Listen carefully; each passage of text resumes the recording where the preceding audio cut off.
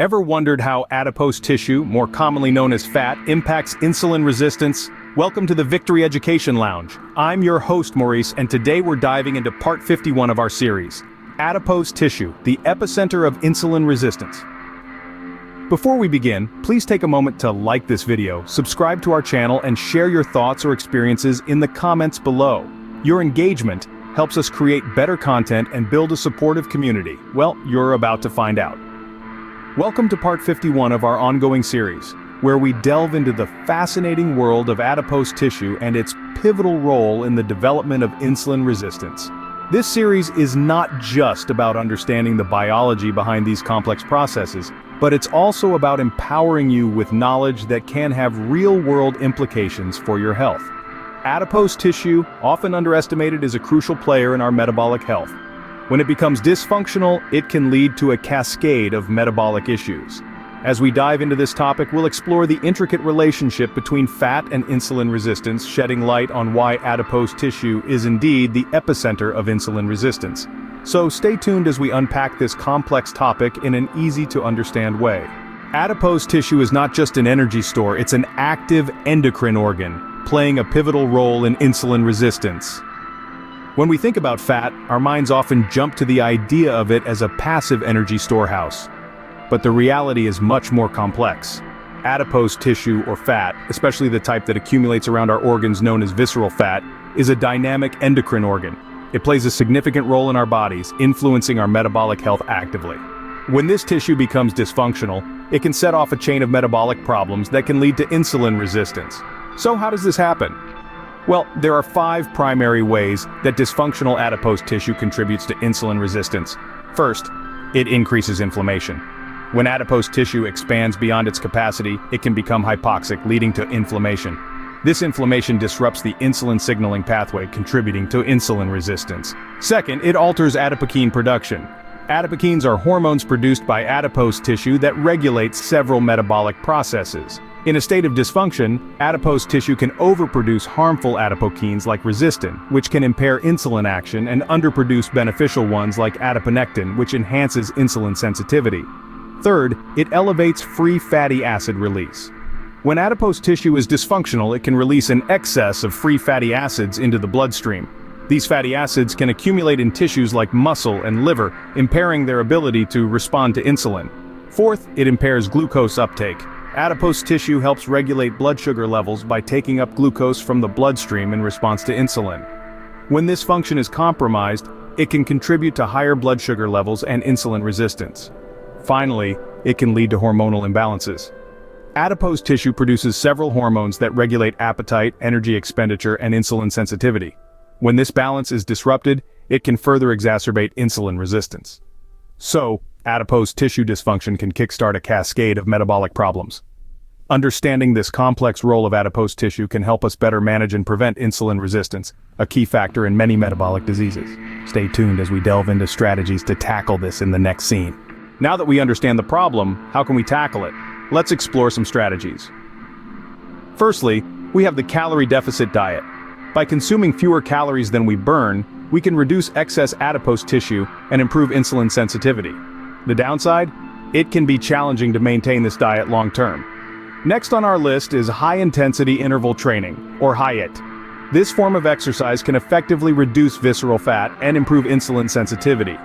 However, it might be too intense for some individuals. Thirdly, we have omega-3 fatty acid supplementation. These supplements may reduce inflammation in adipose tissue, but remember, high doses can have potential side effects. Then we have intermittent fasting. This eating pattern can improve adipose tissue function and insulin sensitivity, but it may be difficult to adapt to and isn't suitable for everyone. Strength training is our 5th strategy. Building muscle mass can improve overall metabolic health, but there's a risk of injury if it's not done properly. Next, we have stress management. Lowering cortisol levels can reduce visceral fat accumulation. However, it takes time to master and may require professional guidance. Our 7th strategy is adequate sleep. It supports hormonal balance and adipose tissue health, but due to lifestyle factors, it may be difficult for some to get enough sleep. Number 8 is green tea consumption. It may enhance fat oxidation and improve insulin sensitivity, but be aware that its caffeine content may affect some individuals. 9th on the list is probiotics. These may improve gut health and reduce adipose tissue inflammation. But remember, the effects can vary between individuals. Lastly, we have cold exposure. It may activate brown fat and improve metabolic health, but it can be uncomfortable and requires caution. So, there you have it. 10 strategies to manage and prevent insulin resistance. Each strategy has its own set of pros and cons, and what works for one person may not work for another. It's all about finding what suits you best and incorporating it into your lifestyle.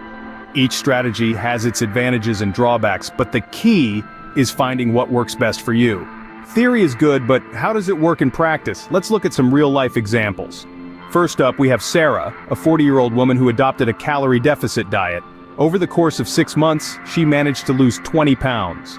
But more than just the weight loss, Sarah saw significant improvements in her insulin sensitivity, demonstrating how reducing excess adipose tissue can positively impact metabolic health.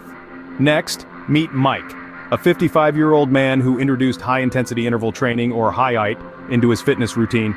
By committing to these intense workouts twice a week, Mike experienced a decrease in his visceral fat levels after just 3 months. His fasting glucose levels also improved, showing the power of physical activity in combating insulin resistance. Then there's Emily, a 35-year-old who began taking omega-3 fatty acid supplements. Her inflammatory markers decreased after starting the supplementation, and she reported feeling more energetic. This highlights the potential of omega-3s in reducing inflammation within adipose tissue and enhancing overall well-being.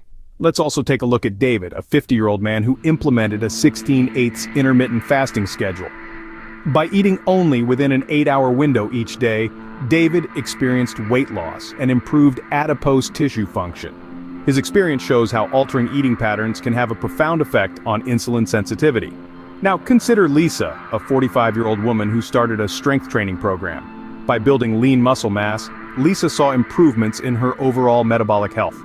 Her story underlines the importance of strength training in enhancing metabolic health and regulating insulin levels. Next, we have John, a 60-year-old man who began practicing daily meditation. As a result of his newfound stress management technique, John's cortisol levels decreased, and he noticed a reduction in abdominal fat over time. John's experience shows how managing stress can play a crucial role in reducing visceral fat accumulation and improving insulin sensitivity. Finally, let's talk about Maria, a 38-year-old woman who prioritized getting 8 hours of sleep nightly. She reported better energy levels and improved overall health. Maria's story demonstrates how adequate sleep can support hormonal balance and adipose tissue health. In each of these real-life examples, we see different strategies being implemented, from diet and exercise changes to stress management and sleep improvements. Each individual's experience highlights the multifaceted approach needed to manage and prevent insulin resistance. As you can see, different strategies work for different people, but the impact on insulin sensitivity can be significant.